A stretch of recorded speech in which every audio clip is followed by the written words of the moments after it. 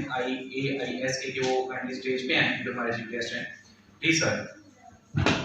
اس کے علاوہ میں ڈاکٹر وقاص صاحب کو جو کہ CEO ہیں NCTP کے. ڈاکٹر صاحب کائنڈلی آپ بھی اسٹیج پہ تشریف لے آئیں. پروگرام کا کچھ آگے بڑھاتے ہیں اور ہمارے اگلے جو نیکسٹ اسپیکر ہیں علی عباس صاحب جادوگر آدمی ہیں. سوشل میڈیا کو جو ہے وہ بالکل انگلیوں پہ اس کو کھلاتے ہیں، حالانکہ سوشل میڈیا لوگوں کو کھلاتا ہے.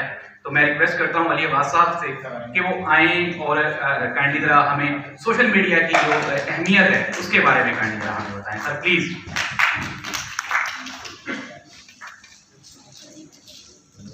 بسم اللہ الرحمن الرحیم. اللہم صلی علی محمد وعلی آل محمد وبارک وسلم. السلام علیکم. میں شکر گزار ہوں زاہد عباس نقوی صاحب کا نے انوائٹ کیا اور بڑا خوبصورت میلہ لگایا ہے.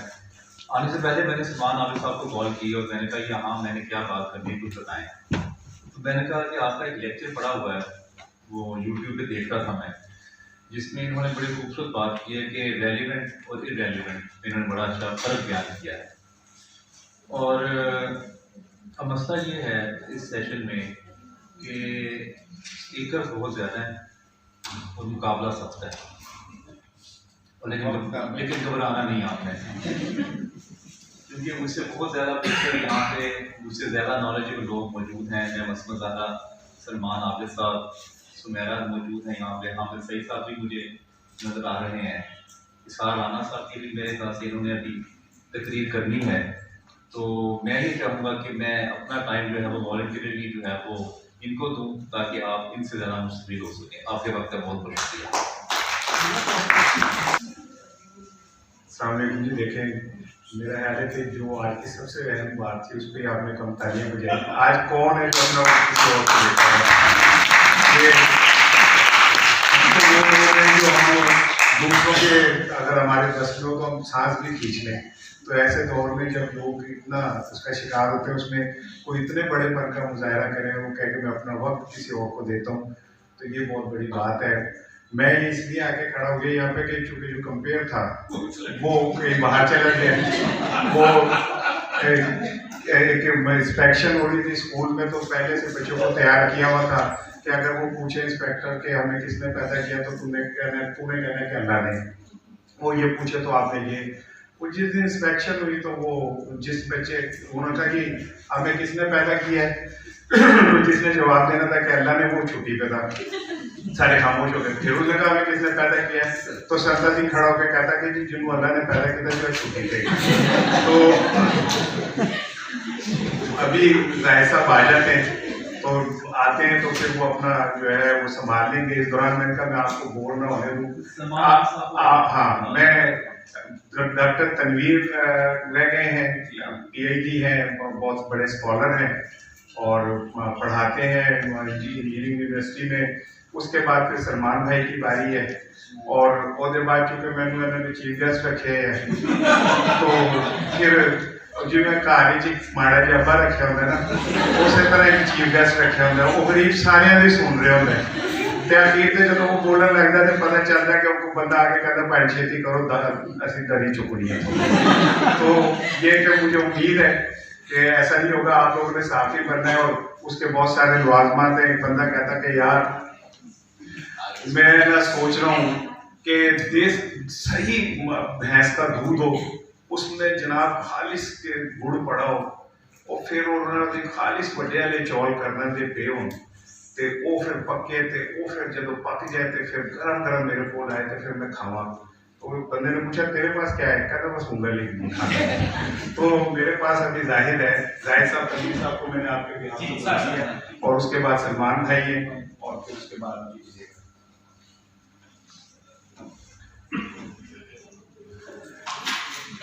بسم اللہ الرحمن الرحیم.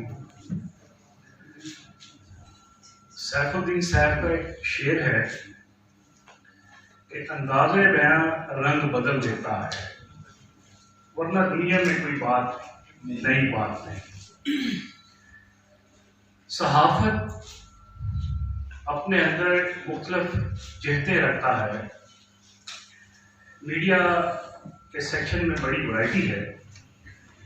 اتنی باتیں ہم نے ابھی تک سن لی ہیں میں 12 بجے یہاں پہنچ گیا تھا. ہر دعوت نامے کے اوپر نیچے لکھا ہوتا ہے کہ وقت کی پابندی عظمت کی علامت ہے، لیکن آج مجھے لگ رہا ہے کہ وقت کی پابندی ڈیش ڈیش ڈیش. میرا شوگر لیول بڑا لو ہو گیا تھا. میں 3.5 گھنٹے سے یہاں بیٹھا ہوں. تو میں باہر گیا، میں نے وسیم صاحب سے کہا کوئی بسکٹ کوئی چائے مل سکتی ہے. تو میں پھر تھوڑا سا باڈی ٹیمپریچر نارمل ہوا تو میں واپس آیا. سب سے پہلے میں شکریہ ادا کرتا ہوں آج کے اس زبردست ورکشاپ کے انعقاد پر منتظمین کا، زاہد صاحب کا، اور خاص طور پر اس رانا صاحب کا جو سب کے دلوں کی دھڑکن ہیں، ہمارے سرپرست ہیں اور بہت ہی نامور کالم نگار ہیں اور غیرت مند ہیں، خوددار ہیں، محب وطن ہیں، اسلام پسند ہیں. ہمیں ان کی شخصیت سے بہت کچھ سیکھنے کا موقع ملتا رہتا ہے. ان کو دیکھ کے ہمیں ہمارے اندر حوصلہ پیدا ہوتا ہے.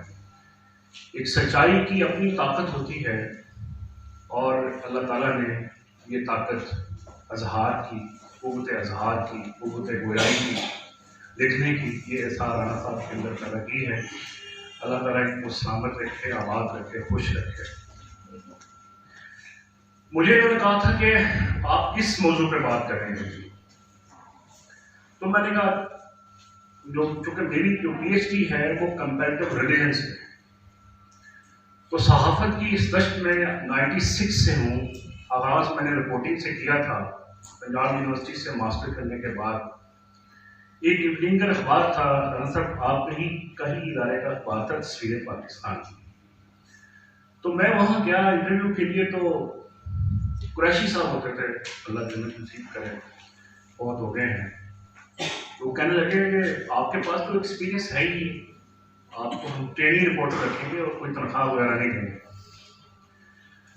تو میں نے کہا ٹھیک ہے. میں نے کہا ٹریننگ رپورٹنگ کے دوران اگر 1 مہینے کے اندر آپ کو میرا کام پسند آ گیا تو مجھے آپ تنخواہ پہ رکھ لیجیے گا، مجھے پیسے دے دیجیے. ابھی 15 دن گزرے تھے تو مجھے ان کی کال آئی کہ آپ کے ایڈیٹر صاحب نے ریکمینڈ کیا ہے کہ اس رپورٹر کو ہمیں مستقل رکھنا ہے اور اس کی 2500 روپیہ سیلری ہوگی. یہ 96 کی بات ہے. اس کے بعد میں نے مختلف اخبارات میں بھی کام کیا، میگزین میں بھی کام کیا. تو پھر میں نے اپنی جو اسٹڈی ہے اس کو جاری رکھا اور میں نے UET جوائن کی ایز اے لیکچرر. آج میں وہاں اسسٹنٹ پروفیسر ہوں اور میں نے کمپیریٹیو ریلیجن میں PhD کر رکھی ہے. تو میڈیا سے ایک وابستگی ہے، میری صحافت کا ایک 10-12 سال کا ایکسپیرینس ہے. تو اس مناسبت سے رانا صاحب مجھے کبھی کبھی یاد کر لیتے ہیں، ان کی مہربانی ہے. صحافت بہت مقدس ایک شعبہ ہے اور پیشہ ہے.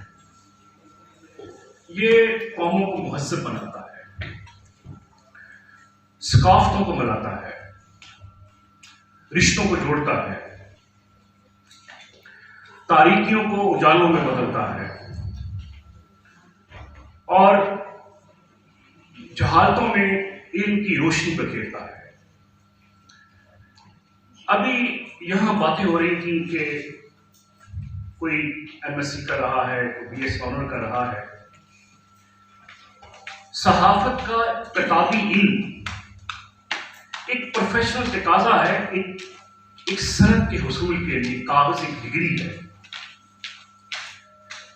اگر آپ پاکستان کی تاریخ کا جائزہ لیں تو بڑے بڑے نامور ایڈیٹر اور بڑے بڑے اخبارات کے رائٹر MA صحافت نہیں ہے، انہوں نے صحافت نہیں کی تھی. آپ دیکھیں مولانا جوہر علی کتنا بڑا نام ہے، ہمدرد اخبار کے ایڈیٹر ہیں، کامریڈ اخبار کے ایڈیٹر رہے. مولانا ظفر علی خان کوئی MA صحافت میں نہیں تھے، انہوں نے زمیندار اخبار کا رسالہ نکالا. سر سید احمد خان کو کون نہیں جانتا، تہذیب الاخلاق رسالہ انہوں نے نکالا. کہنے کا مقصد یہ ہے کہ پریکٹیکل جو جرنلزم ہے یا لکھنے کا جو فن ہے اس کا مرجع نصاب اور سلیبس کے ساتھ کوئی تعلق نہیں ہے. سب چیزیں آپ کے مطالعے کے اوپر منحصر ہیں، آپ کے معلومات کے ذخیرے کے اوپر منحصر ہیں، آپ کی وکیبلری کے اندر چھپی ہوئی ہیں، آپ کی موٹیویشن کے اندر چھپی ہوئی ہیں.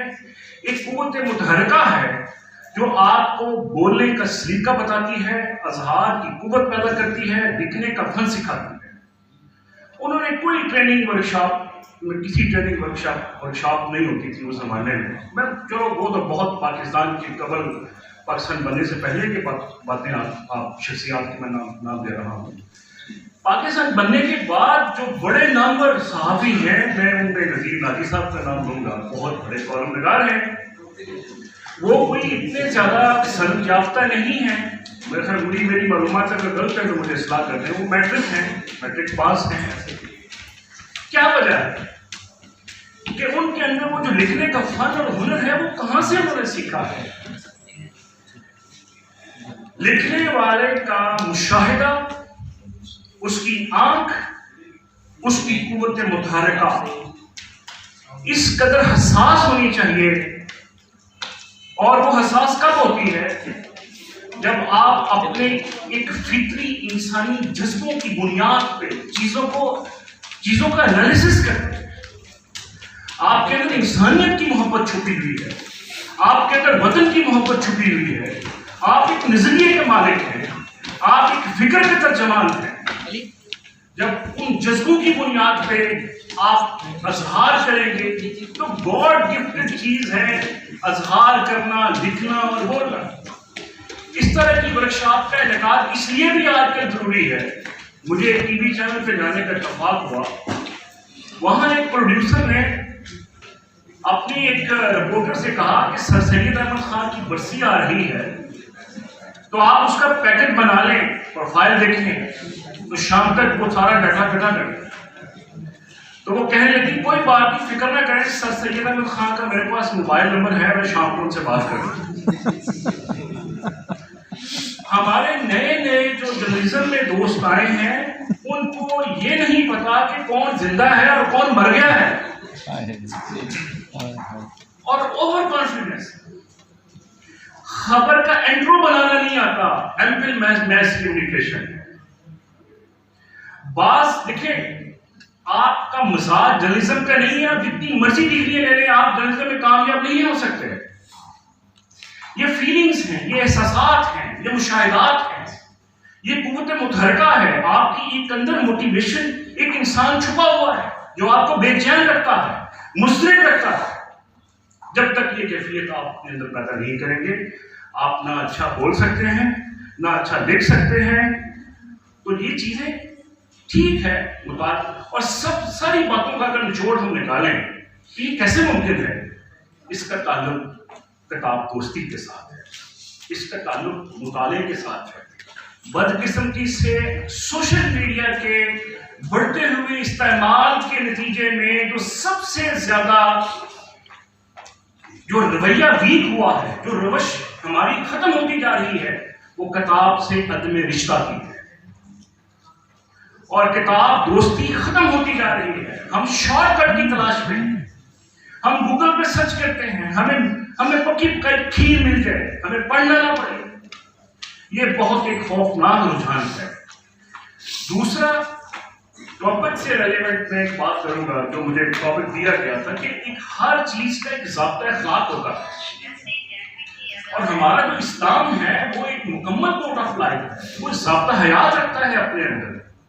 اس نے میڈیا کا بھی ضابطہ اخلاق مرتب کیا ہے، اس نے میڈیا کی بھی ایتھکس ڈیفائن کی ہے. بڑا زبردست ایک قرآن مجید کی آیت ہے جو پورے میڈیا کے ضابطہ اخلاق و کوڈ آف کنڈکٹ کو احاطہ کرتی ہے. یا ایھا الذین آمنوا ان جاءکم فاسق بنبأ فتبینوا ان تصیبوا قوما بجہالۃ فتصبحوا علی ما فعلتم نادمین. اگر کوئی آپ کے پاس unreliable person، قرآن نے اس کے لیے فاسق کا لفظ استعمال کیا ہے. فاسق کا گنہگار کو کہتے ہیں لیکن قرآن مجید کے الفاظ اپنے خاص پس منظر کی وجہ سے مختلف مواقعوں پہ مختلف معنی کو پیش کرتے ہیں. یہاں فاسق کا مطلب ہے unreliable person، غیر معتبر انسان. کہ کوئی بھی شخص آپ کے پاس خبر لے کے آئے، فتبینوا، اس کی انویسٹیگیشن کرو، اس کی تحقیق کرو. اور کہا ان تصیبوا قوما بجہالۃ، جہالت کی وجہ سے کوئی قوم مصیبت میں مبتلا نہ ہو جائے. الا ما فعلتم نادمین، پھر تمہیں ندامت اور شرمندگی کا سامنا کرنا پڑے. اور یہ آیت کو جب میں پڑھتا ہوں تو جب میں اپنے حالات کے ساتھ اس کو کورلیٹ کرتا ہوں تو 9/11 سے لے کر آج تک دنیا میں جو جنگی کشمکش چلی آ رہی ہے، جو وار سیولائزیشن ہے، جو تہذیبوں کا جو تصادم ہے، اس میں سب سے بڑا ویپن جو مس یوز ہوا ہے وہ میڈیا کا ویپن ہے، جس کی بنیاد جھوٹ پہ رکھی گئی. اور ہمارے نبی نے سب سے پہلے کہا فَاجْتَنِبُوا قَوْلَ الزُّورِ، جھوٹ مت بولو.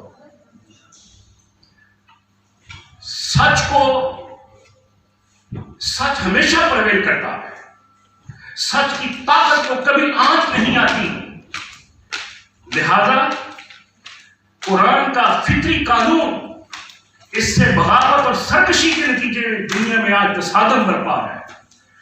آج تک 9/11 کے اس کیس پہ کوئی انویسٹیگیشن نہیں ہوئی جس نے دنیا کی تہذیبوں کو آپس میں ٹکرا کے رکھ دیا. اور عراق کے اوپر امریکہ حملہ کرتا ہے جھوٹ کی بنیاد پہ کہ صدام کے پاس بڑے خطرناک کیمیکل ویپنز ہیں. اور جب عراق بغداد ستیہ ناش کر دیا گیا، بارود کی فضا میں بغداد آگ اور خون میں نہلا دیا گیا، تو ٹونی بلیئر بعد میں معافی مانگتا ہے عراق کی عوام کے ساتھ، ہمیں معاف کر دیا گیا، ہمیں مس گائیڈ کیا گیا. اور قرآن نے پہلے کہا فَتُصْبِحُوا عَلَىٰ مَا فَعَلْتُمْ نَادِمِينَ، کہیں ایسا نہ ہو کہ تمہیں بعد میں ندامت اور شرمندگی کا سامنا کرنا پڑے. اور ٹونی بلیئر نے اس آیت کے مصداق قوم سے معافی مانگی عراق سے کہ ہم سے غلطی ہوئی ہے تو معاف کر دیا. اور یہ تصادم دنیا میں برپا ہے جس کی بنیاد جھوٹ پہ رکھی گئی ہے. اس لیے صحافت کے میدان میں اگر آپ نے اپنا نام بنانا ہے، اپنی شخصیت کو منوانا ہے، تو اس کے لیے سچائی کے راستے کو آپ کو اختیار کرنا ہوگا، اگرچہ اس کی بڑی قیمت ادا کرنی پڑتی ہے. ہمارے ہاں ریٹنگ کا، سنسنی خیزی کا، بریکنگ نیوز کا خمار ہے. ایک ایسا خناس ہے ہمارے دماغوں کے اندر چھپا ہوا کہ میں راتوں رات نامور بن جاؤں، راتوں رات ہمارے چینل کی ریٹنگ آسمان کی بلندیوں کو چھو لے. میں ایک مثال دیا کرتا ہوں، یونٹی کی ایک مثال ہے. نیا چینل آیا آج کل، بڑا نام ہے اس کا. اس نے خبر چلا دی یونٹی کے باتھ روم میں بچے کی پیدائش ہے. میں as a P R O additional in charge تھا میرے پاس. مجھے وائس چانسلر نے کہا دیکھو یار یونٹی کے کس باتھ روم میں کوئی بچہ پیدا ہوا. ہم نے سارے باتھ روم چھان مارے، کہیں کوئی ایسا واقعہ رونما نہیں ہوا. ہم نے چینل والوں سے بات کی کہ آپ نے جھوٹی خبر کیوں چلائی ہے، یہاں تو کوئی ایسا واقعہ نہیں ہوا. کہتے ہمیں بھی پتا ہے کہ یونٹی کے باتھ روم میں بچہ پیدا نہیں ہوا. یہ 7 بیگم پورہ ہے، وہاں کا ایک وابرہ کا آفس ہے، وہاں محلے کی آبادی کی کوئی خاتون بیچاری پریشر میں تھی اور وہ وہاں پہ بچہ پیدا ہوا. میں نے کہا آپ یہ کہتے ہیں کہ بیگم پورہ کے وابرہ کے آفس میں بچے کی پیدائش. تو کہنے لگا کہ جو یونٹی کی ویلیو ہے وہ وابرہ کے آفس کی ویلیو تو نہیں ہے. ہم نے تو سنسنی پیدا کی ہے، ہم نے تو ہائپ کریٹ کی ہے. اب یہ ایک مائنڈ سیٹ ہے اور انتہائی گھٹیا مائنڈ سیٹ ہے، بد تہذیبی والا مائنڈ سیٹ ہے کہ محض ریٹنگ کے لیے آپ کسی کی عزت کو اچھال دیں، کسی کی بدنی اچھال دیں اور بعد میں آپ تردید چلاتے ہیں. اچھا جھوٹ کی سٹوری آج کالم فرنٹ پیج پہ ہے اور اس کی تردید 3 لائنوں کی سنگل کالم خبر ہوتی ہے. اور یہ بدگمانیوں کا دور ہے، یہ مسپرسپشن کا دور ہے. آپ لاکھ سوائیاں پیش کرتے رہے نہیں میں بڑا باعزت ہوں، لیکن چونکہ آپ کی خبر چل چکی ہے تو آپ پھر سوسائٹی میں عزت دار نہیں رہے. लोग उंगलियां उठाते हैं, वो देखो वो जा रहा, देखा इसकी वीडियो वायरल हुई थी। कौम की जहालत, किसी कौम की जहालत उसे मुसीबत में मुब्तला न कर दे। बदकिस्मती से मीडिया मालिकान इस वेपन को अपने बिजनेस शेल्टर के तौर पर इस्तेमाल कर रहे हैं। लोगों की दानिश खरीद ली गई है, लोगों की जहानत भी खरीद ली गई है। 50,000 लाख रुपया, 1.5 लाख रुपया, 2 लाख, और जिस माशरे में सरमायादार अपने कौम के ज़हीनो फतीन नौजवानों की दानिश 1.5 लाख में, 25,000 में खरीद ले, उस सोसाइटी की बस्ती का एक खौफनाक मुस्तकबिल होगा। लिहाजा बड़ी बातें हुई तो मैं सिर्फ यही गुजारिश करूंगा, अपने मुताले को बढ़ाएं, किताब से अपने रिश्ते को उस्तवार करें और मालूमात का खजाना अपने अंदर जमा करें, अल्फाज का ज़ख़ीरा अपने अंदर पैदा करें और रोज़ाना लिखने की मशक करें। और आप टारगेट कर लें कि हफ्ते के अंदर हमने फलां किताब मुकम्मल करनी है। मसलन एक हफ्ते में एक किताब मुकम्मल करते हैं तो महीने में 4 किताबें बनती हैं और साल में 48 किताबें, 50 किताबें बन जाती हैं। तो अगर आप 50 किताबें साल में पढ़ेंगे, आपकी दानिश में निखार आएगा, आपके विजन में निखार आएगा, आपके अंदर बोलने की, लिखने की सलाहियत पैदा होगी और सबसे बढ़कर आपके अंदर फिक्र की, दानिश की मोहताजी खत्म होगी। बहुत शुक्रिया।